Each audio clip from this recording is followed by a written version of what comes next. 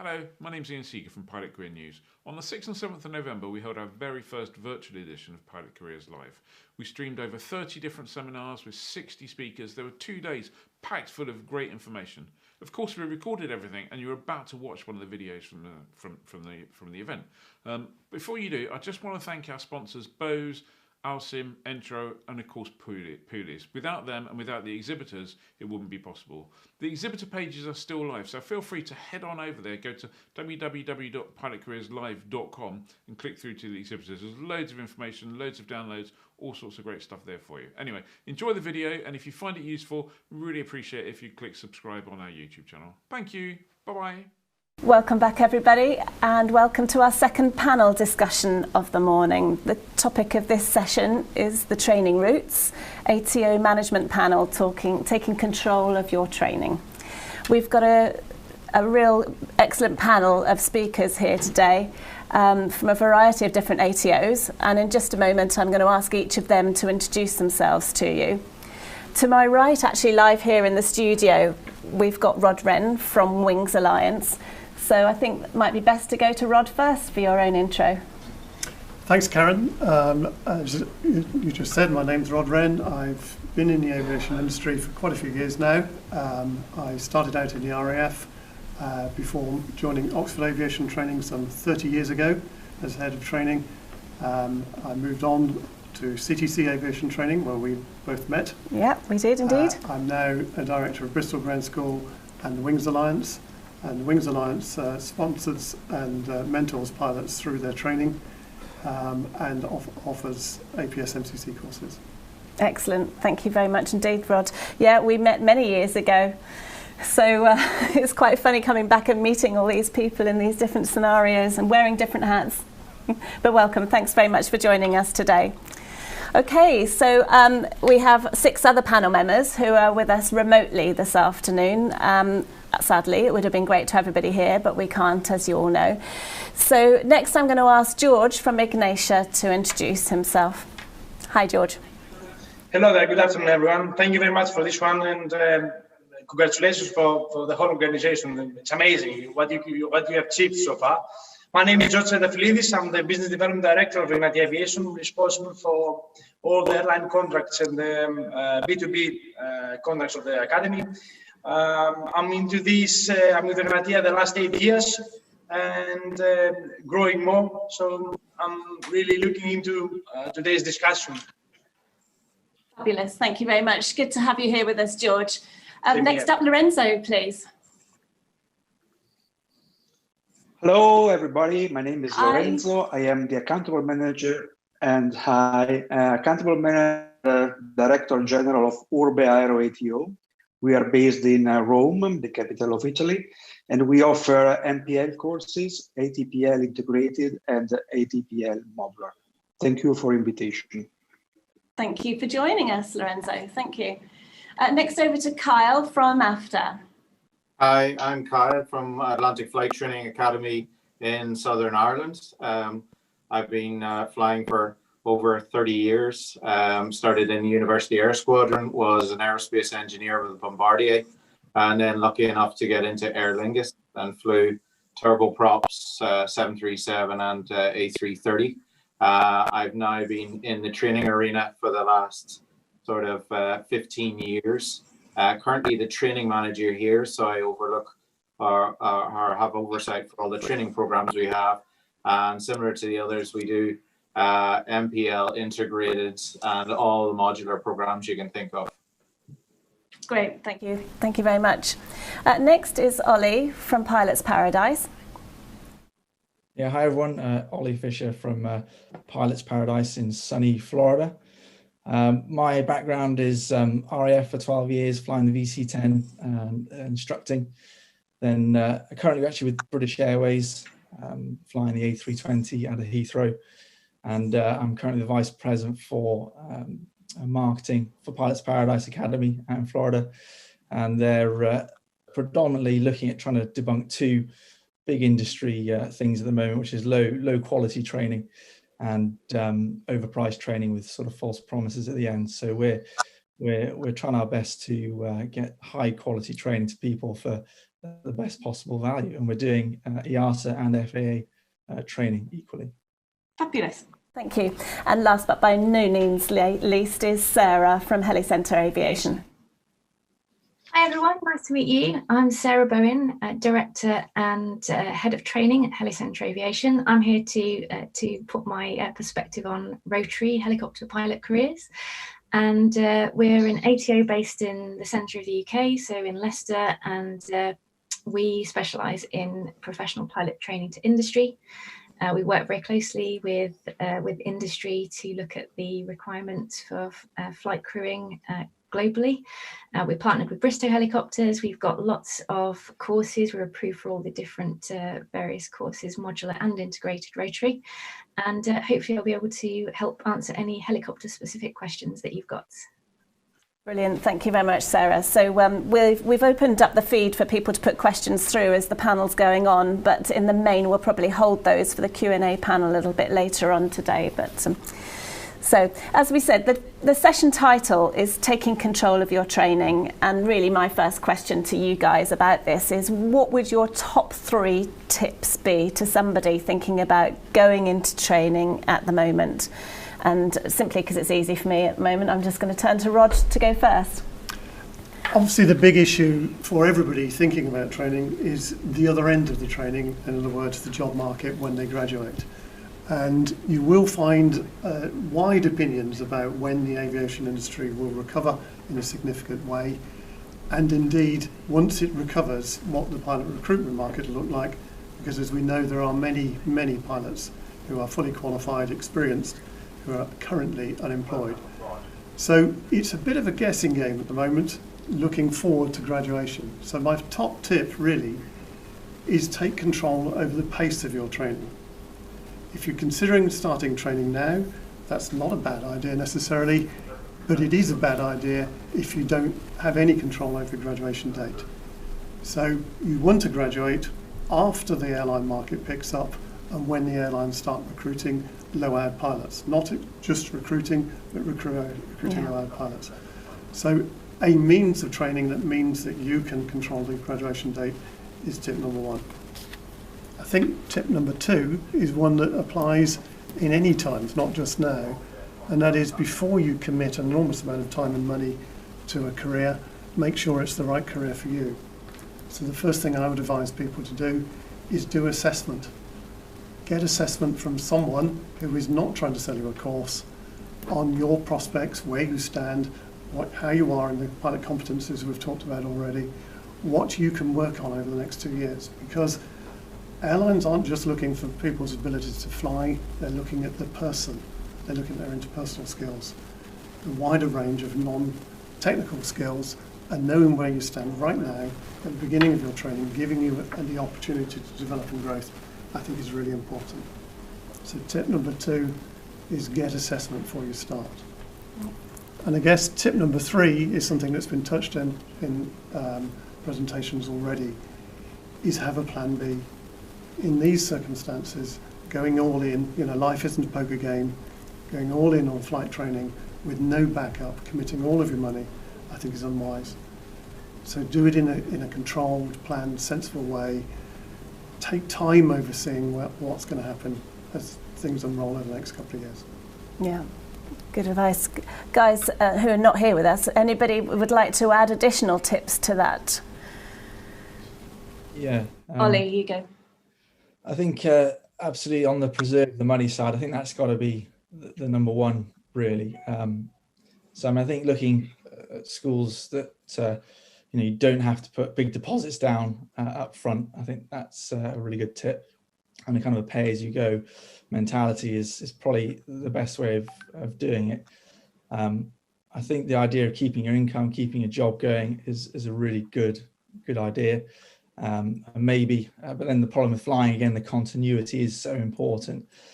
So almost doing it in chunks, sort of blasts, I think is a really good tip. So head out and do a month's course, intensive to get your whole PPL, and then start there. As the last gentleman said rightly, it's you've got to make sure it's for you, make sure you enjoy it, make sure you're reasonably good at it, and a PPL is the way to do that for sure, because you'll see if you like flying.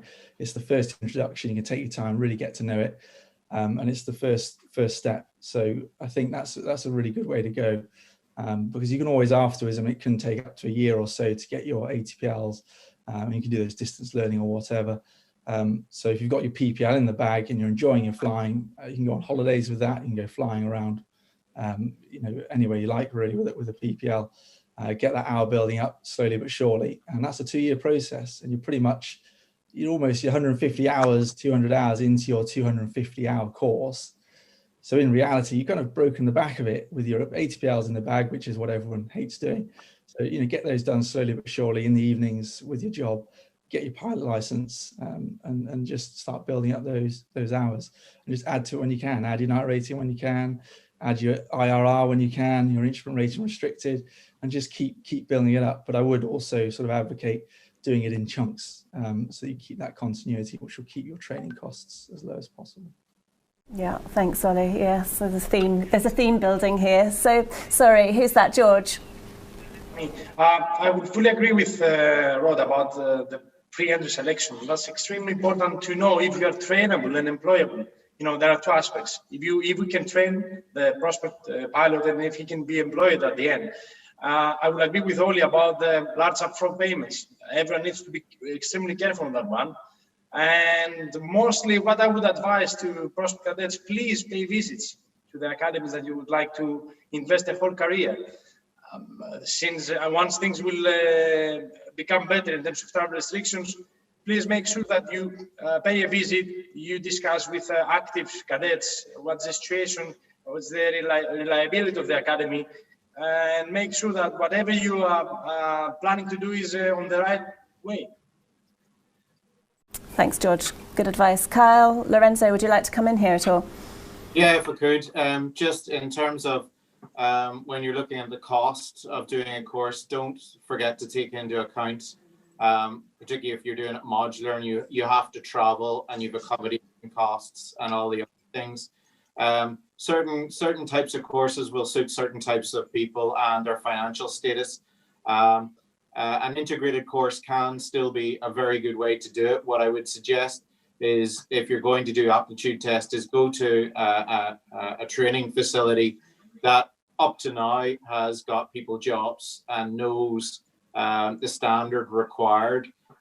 Go to them. They know what they're doing. They'll do an assessment on you. They'll give you a very good idea whether you're up to it or not. And then, as the guys have been saying, take control of your timeline. But remember, currently, on average, it will take you 16 to 18 months to cover just an integrated course, and then the airline will have to do their own aptitude test or processes with you. You may go into a hold pool, then you have a type rating after that, and before you go online. Particularly with the influx, hopefully we'll see the use of the 737 MAX coming in. So there's going to be an awful lot of crew training that the airlines are going to have to do, and they may take people earlier. So, for example, if we're expecting a vaccine early next year, you could see the numbers traveling next summer to be very, very large, and they're going to have to bring in extra flight crew for that. So they're going to have to start training pilots 6 months in advance of that. So again, modular, it can be good for people, particularly if they want to stretch it out over a period of time. It can cost you more than an integrated course, and that's something you've got to be careful of, because you've more R building to do than you would on an integrated course. But look at your own circumstances in terms of timeline, finance, all that. Put it all in together, and then the critical thing is do your research and go, as George said, visit the schools, talk to the people, see do they have the resources, talk to students that have graduated from those places as well. How did they get on? Were they helped through it? What were the job prospects at the end? Brilliant, thank you, thanks. So we've had quite an airline operation type perspective here. Sarah, let's go over to you. What would your viewpoint be? What's your 3 top tips? So from the Rotary side of things, we haven't really been affected by COVID significantly, because a lot of the helicopter operations are national resilience, oil and gas, search and rescue. Even the pilot training, we're up on hours 20% over last year, so it's very, very busy. We've got, obviously, you've got HEMS, you've got police as well, you've got all these different types of careers, so always have a plan. Try and talk to the operators that are recruiting and talk about what job prospects you'd like to go into. So because there's a different route depending on what you want to do. Talk to the ATO about their success stories, what career opportunities those people have got, what links they've got with the industry, and make sure that you do have a plan, whether it's integrated or modular. They both achieve the same license. So it's really just down to circumstance and what fits around your lifestyle. And as somebody said earlier, you don't need to give up the day job. The modular course has been generating professional helicopter pilots for many, many years. Integrated, we've only seen really coming into the UK market a year ago. So both options are still very viable, and nobody really is going to ask you, what did you do modular or did you do integrated at your job interview? So just whatever works for you to get you there and makes it viable around your job and family commitments. But do go to an ATO that does pilot selection, because of course, with all the psychology assessments and things that are coming in, now the pilot peer support and all the rules are changing in terms of assessments. All operators are putting pilots through psychological evaluations, which obviously is an important part of being assessed in the first place. So it's really important to get that honest feedback from the ATO about whether you are suitable for training, rather than just being able to take a course because you've got the money to do it. So you need that feedback to say, yeah, I'm suitable, or I've got a possible career path planned out. So talk to the pilots, talk to the students at the ATO, just to make sure you're going in there with your eyes open. Is what I would say is the best thing. Brilliant, thank you, Sarah. And Lorenzo, I won't forget you, don't worry. What would your 3 top tips be? In my opinion, this is the best time to start a training, because everybody knows that this is a bad period for airlines, but we are sure that there will be a recovery quite soon. And so if a training takes, let's say, a couple of years to be completed, the best time to start your training is now, today. And you will have the time to prepare yourself to be ready when the airlines will pick up again, and when the market will pick up again. The second advice is to look around you, visit all the schools that you can visit, talk to people, have a pre-assessment. But then when you decide for a flight academy, be resilient and go on with the training. Don't think too much, don't look too much around you. When you decide, be committed and go ahead. Because we need pilots, we will need pilots, and we need people that are convinced that their job is the best option that they could have. And we need pilots that are self-resilient. This is the best advice I can give to young people. So think about it, look around you, and when you decide, go ahead without questioning too much. Thank you very much. There's a real strong theme from all of you here, which is saying manage your training timetable yourself, which is obviously really important.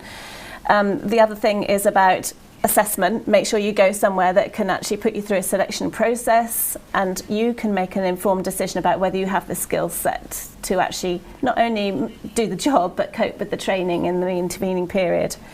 And thirdly, something that's been mentioned by lots of you is about going and visiting the different training centres, and I've made a note on that one, because how are you managing that at the moment, where we can't have non-essential in the UK anyway, in England?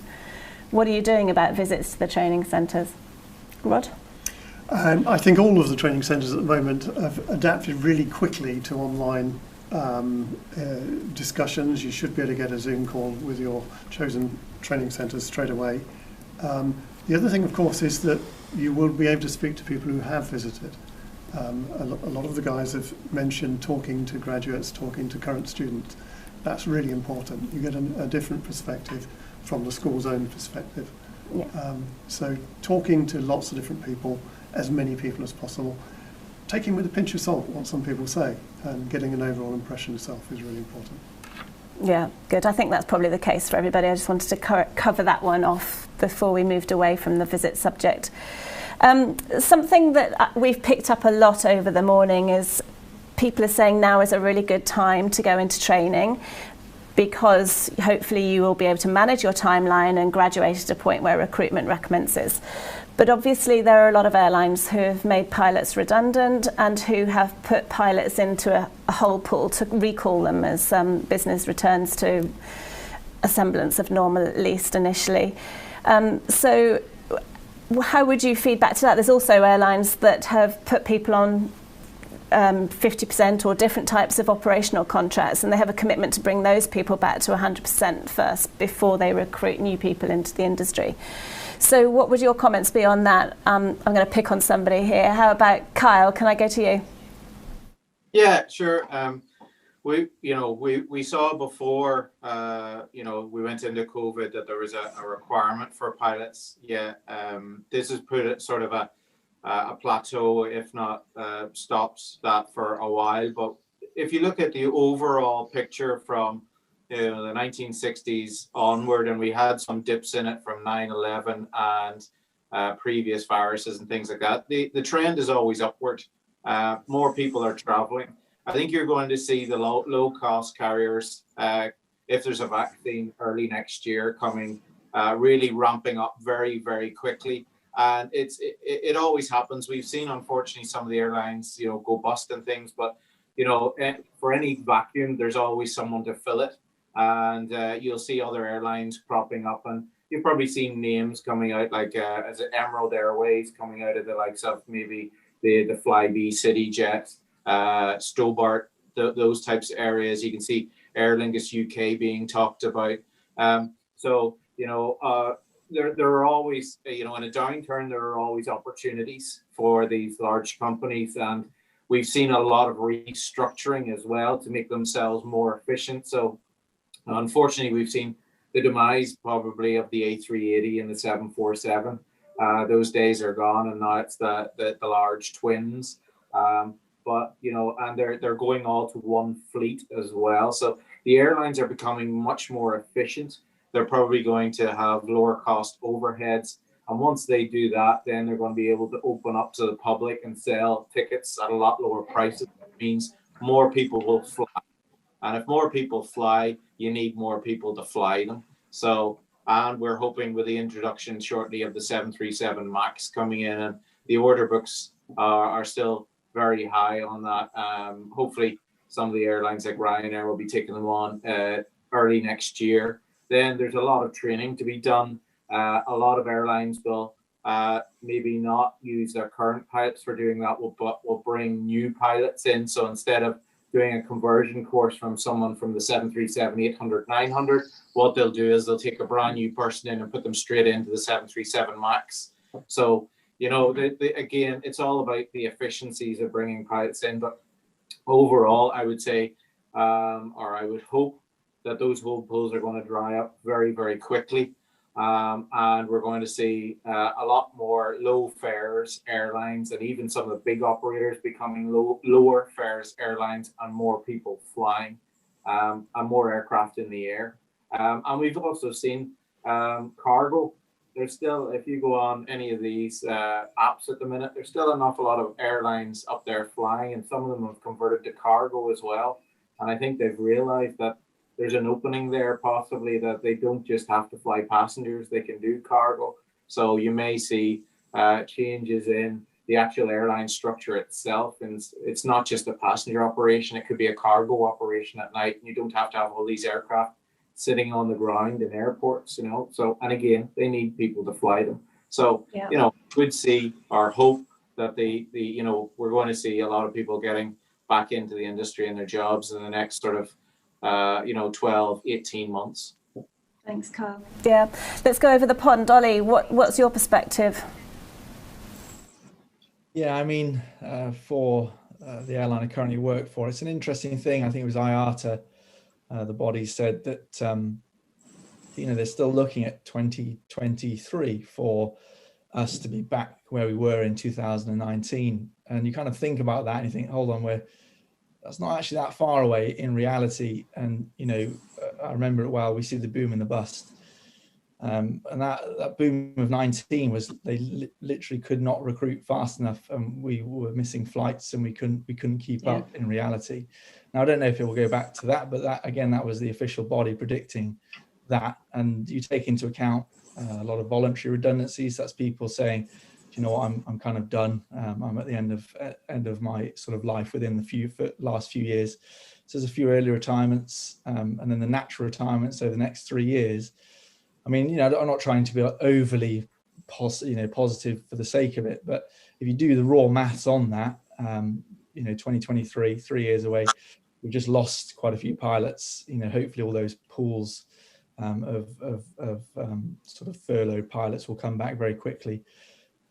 We could be looking, you could argue there could be quite a pinch again in that period. So I do feel a sensible, attack on your flight training, and again, just get your PPL, get some hours, get the dreaded ATPLs out the way, which takes ages, and you'll be in a position where within 3 months you can do a multi CPL multi IR within about 3 months. So you can potter along, enjoy your flying, go and have some good times, and as soon as you see that the crazy times come back, you can just go and do your 3 month kind of last stint to get your frozen ATPL. So that's kind of how I would look at it, and I wouldn't hesitate now to get a PPL. If you want to be a pilot, you've got to go and do that anyway. Go for it.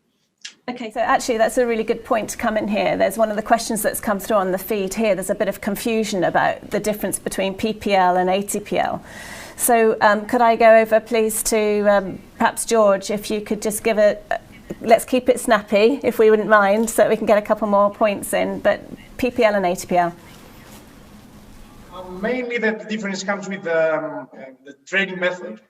So we are discussing about the difference between modular and integrated. So PPL is the private license that you can fly with your own aircraft for your own hobby. And then you get your ATPLs, which is the theory. That's the traditional term. But the main question that started this morning with the live session is the difference between modular and integrated course. And that's a big question. My point of view, and actually the general point of view of the airlines, we should really look into what airlines prefer. Our experience shows that with the airline cadet schemes that we are running, that all the airlines, they're looking into integrated graduates, number one. Number two, we should be looking what the industry, not only the airlines, but the regulator wants. As of January 2022, we are going through a mandatory competence-based training. So we're talking about continuation of training. This can be done only with the integrated. Modular is not into the game for everyone. I'm not blaming modular, but that's its nature. So the actual question here is the tricky thing on a prospect pilot now is that he or she is listening to totally different opinions. One says modular, another one says integrated. So you need to actually see things on your own way, but you need to check what the industry wants and take facts. So the difference between BPL and HPL is actually the modular or the integrated. You do it with your own time and pace, or the integrated, you do it in a structured way with specific deadlines and timescales. So actually we know that you're on a certain pathway. This is what you should be looking into actually as a prospect pilot. Thanks very much, George.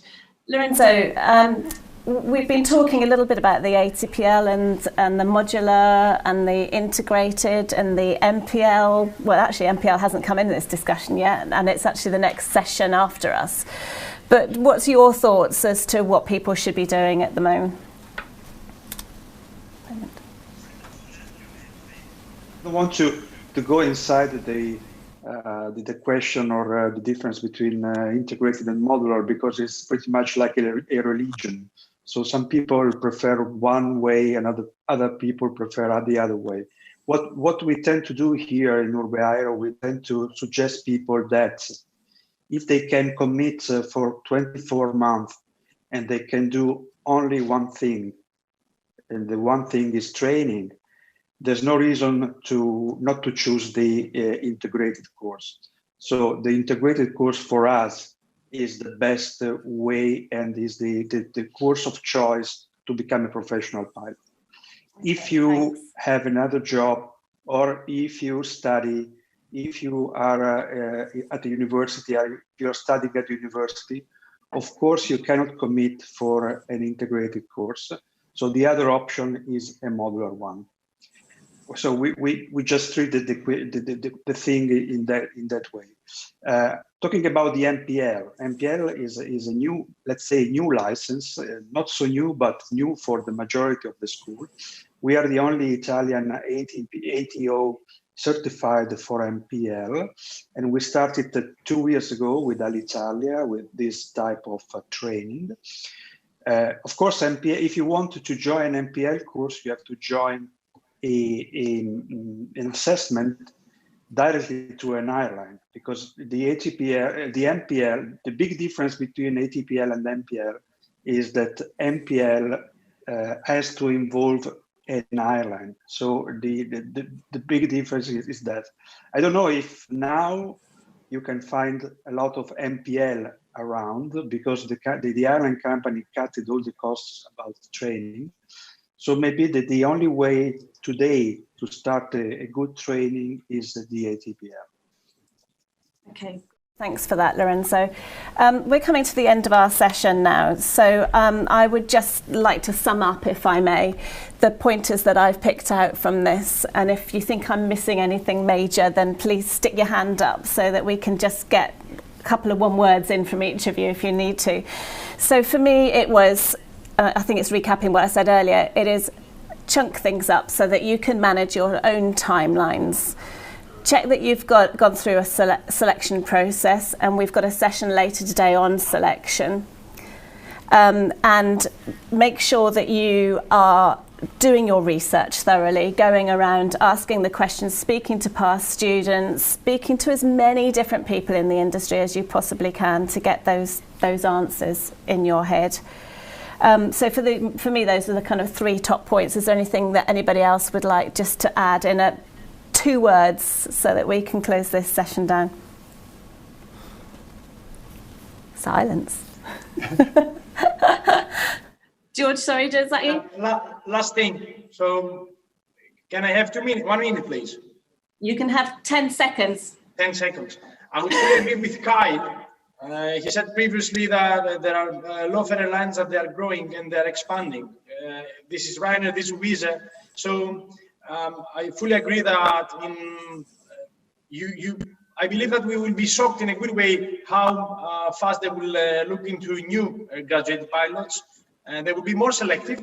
So I would say to prospect cadets, be aware of what you choose and the investment that we are making. So that's my point of view. Yeah.